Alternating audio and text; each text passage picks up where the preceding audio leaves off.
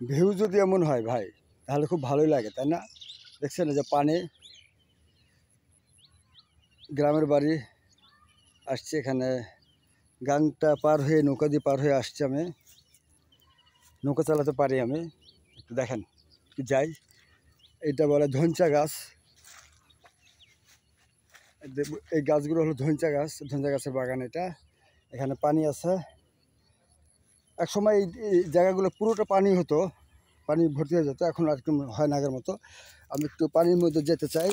কতখানি পানি আছে, বেশি দূর যাওয়া যাবে না, দেখতে পাচ্ছেন আমি হাঁটতেছি।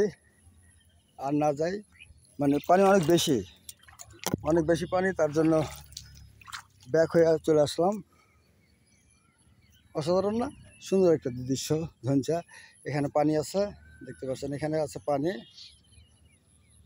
আর এটা হলো শুকনো ধনচা গাছ, হ্যাঁ শুকনো খেতে ধনচা গাছ আছে, দেখতে পাচ্ছেন। এটা অসাধারণ দৃশ্য, অসাধারণ। এবং ভিডিওটা আমি একটু দূর থেকে দেখাবো আপনাদেরকে।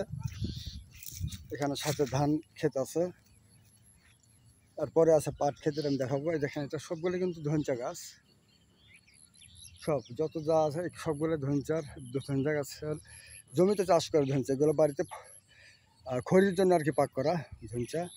এখানে পুরোটাই সবুজ প্রকৃতি, দেখতে পাচ্ছেন ধান। এটা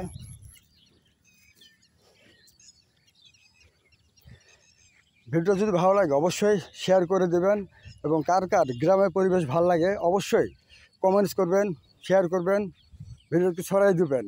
যেহেতু আমিও একজন কন্টেন্ট ক্রিয়েটর, তাই সবাইকে অনুরোধ করবো।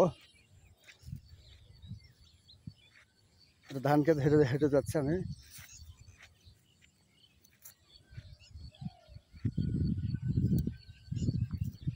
আমার কাছে খুব ভালো লাগতেছে। অনেকে আছে টিম নিয়ে আর কি ভিডিও করে, আসলে টিম করার মতন পরিস্থিতি আমার এখনও হয়নি। দোয়া করবেন, আমি জন্য করতে পারি। সকল কন্টেন্ট ক্রিয়েটর দৃষ্টি আকর্ষণ করতেছে, অবশ্যই ভিডিওটা শেয়ার করবেন।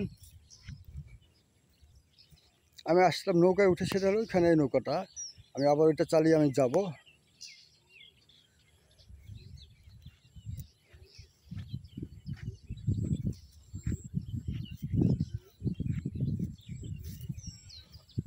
মূলত এই ধনচা গাছটার জন্যই সুন্দর ভিউ হবে, ভিউটার জন্য আমার এখানে আসা।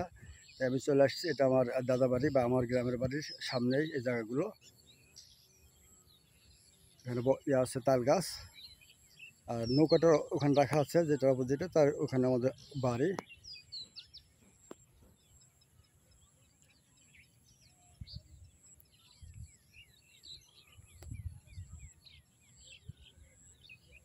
ছোটো করে নিলাম।